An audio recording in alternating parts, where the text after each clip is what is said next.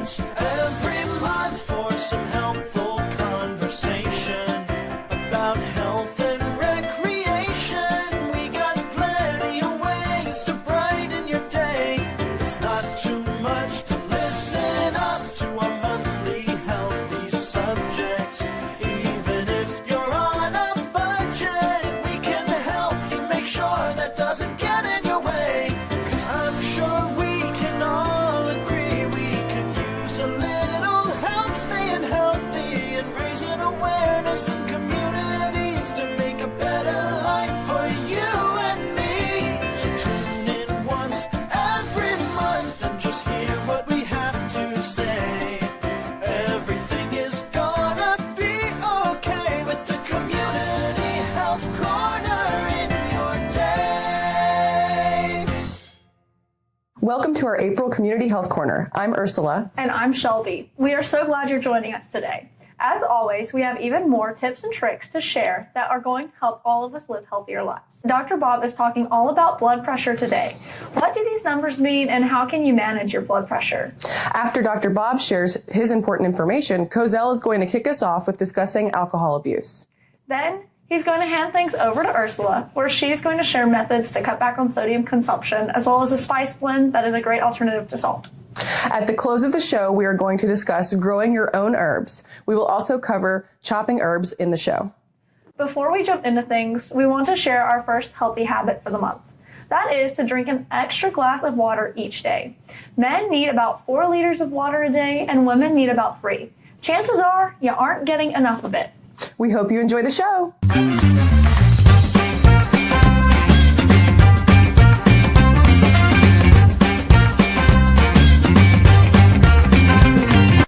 What you don't know about high blood pressure could hurt you. Uncontrolled high blood pressure raises the risk for heart disease and stroke, which are leading causes of death in the United States.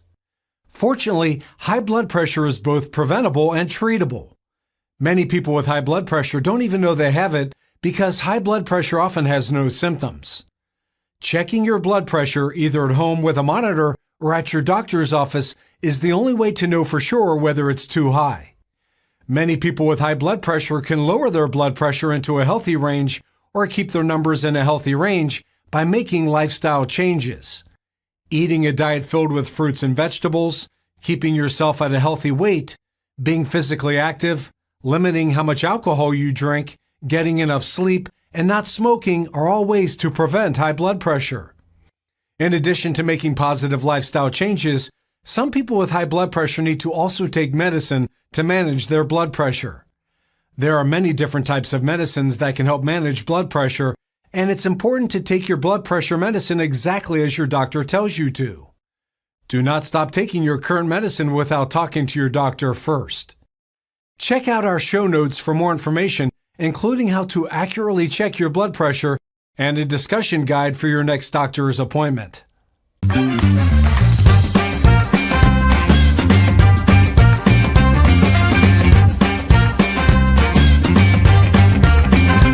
Alcohol affects different people in different ways. Drinking alcohol too much, too often, or being unable to control alcohol consumption are each signs of alcohol misuse. Excessive drinking is associated with around 140,000 deaths per year, with about 2,300 of those being due to alcohol poisoning. Binge drinking has known links to increasing one's risk of developing unwanted chronic conditions such as cancer, heart disease, and high blood pressure. There are 4 types of alcohol misuse. Underage drinking refers to any alcohol use by those under the age of 21. Pregnant drinking is when any woman consumes alcohol during pregnancy. Binge drinking refers to drinking behavior on one occasion. For women, binge drinking is considered having 4 or more drinks on one occasion. For men, this is 5 drinks on one occasion. Binge drinking is a major problem when it comes to alcohol abuse, with about 1 in every 6 individuals admitting to binging. Heavy drinking is when alcohol use becomes a persistent problem. Not limited to one occasion for women, heavy drinking is achieved when consuming 8 drinks or more per week. For men, heavy drinking is when consuming 15 drinks or more per week. 1 drink is equivalent to 12 ounces of beer, 8 ounces of liquor, 5 ounces of wine, or 1.5 ounces of 80 proof liquor. Drinking alcohol in and of itself is not a bad thing, but drinking in excess or forming a dependency on drinking is when problems arise. The official recommendation are that women limit themselves to no more than 4 drinks on an occasion, and men should limit themselves to more than 5 drinks on one occasion. If you choose to drink, do so in moderation. If you or a loved one are suffering from alcohol abuse, you are not alone, and there are resources available to help you get help. The Substance Abuse and Mental Health Services Administration offer a free national hotline for people struggling with different types of substance use disorder at 800-662-HELP. In addition, groups like Alcohol Anonymous are available to connect you with a group of people going through the same thing you are. Check our show notes for more resources if you find you need to build a better relationship with alcohol.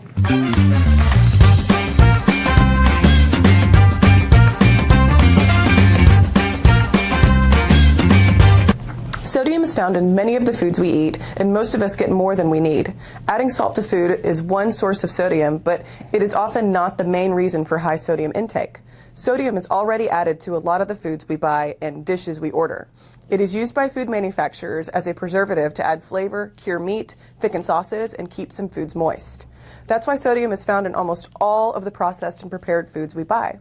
While we all need a little sodium to stay healthy, eating too much sodium can lead to high blood pressure, which is also known as hypertension. High blood pressure can raise your risk of having a heart attack or stroke. The good news is that cutting down on sodium can help lower your blood pressure or keep it at a healthy level. You can lower the amount of sodium you eat and drink with these 5 tips. 1. Check the nutrition facts label. Before you buy a food or drink, look for the amount of sodium on the nutrition facts label. Compare different options and choose the one with the lowest amount. We covered how to read a nutrition label in last month's episode, so go check that out if you're interested in learning more. 2.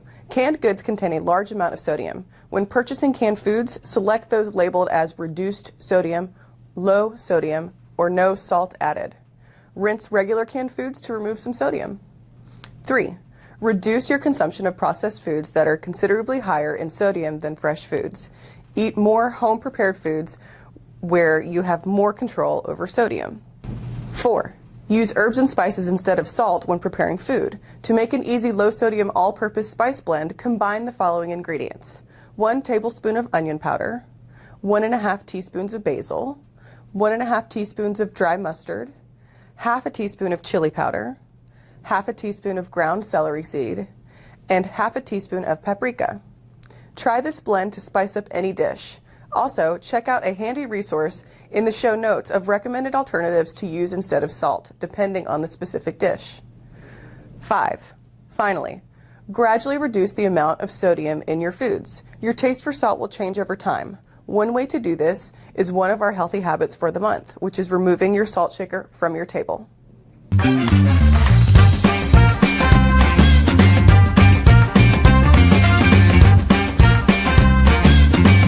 Happy Wednesday, everyone! Welcome back to the Community Health Kitchen. I'm Shelby, and today I'm going to be talking to you all about chopping herbs. So the first category of herb we're talking about is herbs like parsley.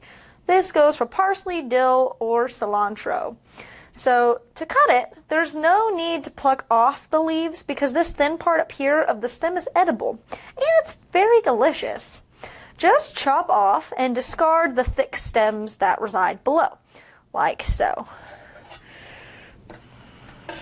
So you see I'm cutting high up here while removing these thicker stem parts, like so.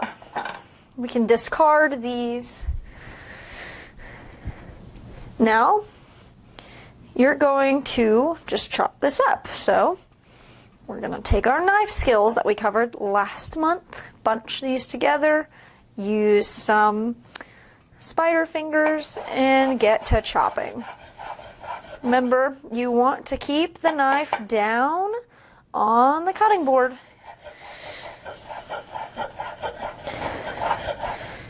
Keep pushing them. There we go. And you might need to give this a couple of passes to get it as chopped as you would like. Every pass you give, it's going to chop more finely. Like so. Wow, this smells amazing. And there you go. The next herb that we are going to chop is sage. Now, herbs like sage, mint, or basil can be chopped using this technique. So, you want to pick the leaves off of their woody stems and gently just tear them into pieces. So you're actually not going to use a knife with this. That's because using a knife with herbs like mint, basil, or sage can bruise them actually and get them to the point where they're just not as good. So you're just going to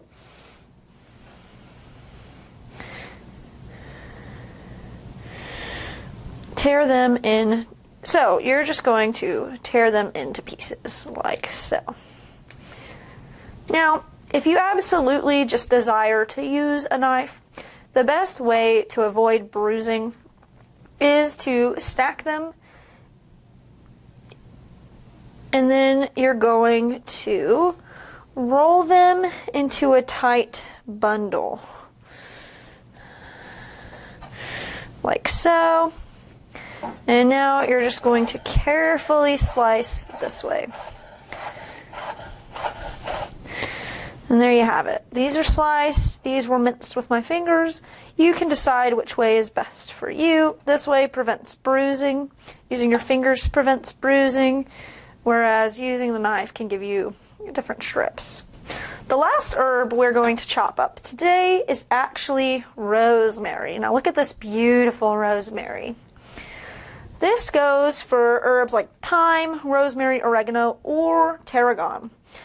To quickly strip the leaves from their stems, hold a sprig at the top, a single sprig, pinch the stem with your fingers, and quickly run your fingers down. And there you have it. Like so. Might take a few tries to get it right, but you're just ripping them off pretty much. And there you have it. That there is now separated from the stem. You're going to bunch all the leaves into a pile, like so, and then you just mince to the desired size. So remember last video, use your knife skills, mince, mince, mince. Wow, that smells lovely too. Now if you want a thicker rosemary leaf for like garnish, you're probably going to want to mince very little, but if you're putting this into like say a marinade, you're going to want to finely mince.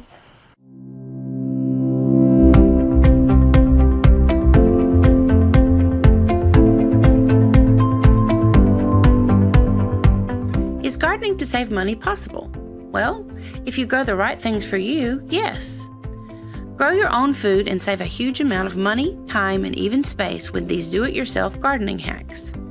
Plus, incorporating some light gardening into your routine can also help you get some light exercise. And that's our third healthy habit for the month: garden for exercise. Grow your own herb garden. Herbs are some of the easiest plants to grow because they are barely bothered by pests, and they do not need a ton of care for them to thrive. Just 1 or 2 herb plants will provide you with enough for personal use, and they will pay for themselves multiple times over. Try your hand at growing greens. Lettuce and salad mixes can be a great savings for people who eat a lot of salad. They are easy to plant and grow. For additional savings, try leaf lettuce that keeps producing over and over. Store your seeds. When you slice up a bell pepper, store the seeds from it. When you're dicing your tomato, retrieve some of those seeds and store them. Keeping seeds stored will keep you in stock for when you're ready to try your hand at growing some plants. Start small. Don't undertake a large project unless you are truly prepared. Instead, consider starting a square foot garden. Growing food in square foot gardens makes sure that you harvest just what you need, work in a small space, and can take care of the few plants on which you have chosen to focus. Grow a container garden. The idea of growing food in containers is pretty much the same as square foot gardening, but you do not need to build a bed. You probably have plenty of containers just lying around that you can repurpose into planters. If not, it's time to start saving. Not only will you save money, but you can declutter in an environmentally friendly way. Finally, regrow your vegetable scraps. Did you know that the base of your lettuce or the top of your carrots can be regrown? The same goes for produce like leeks, onions, garlic, and even pineapple tops. To regrow your vegetable scraps, place them in a shallow glass of water and then transplant when they're rooted. Thanks for tuning in to our April Community Health Corner. Remember our healthy habits for this month. The first one was to drink an extra glass of water each day. Our second healthy habit was revealed by Ursula, which was to remove the salt shaker from your dining table. Remember, you can replace salt with the delicious herb and spice blend that we shared today. Our third healthy habit was shared when we discussed growing your own produce. Garden for exercise. We also covered chopping herbs in the show. In addition to the information surrounding our healthy habits, Cozell discussed the different types of alcohol abuse, as well as some resources that anyone struggling with their relationship with alcohol should check out. Dr. Bob provided confidence in understanding blood pressure. Remember, living a healthy life doesn't have to feel daunting. Implementing small, simple changes in your behavior and consistently repeating these changes gets you closer to a healthier you, one step at a time. We hope you learned a lot. See you in May.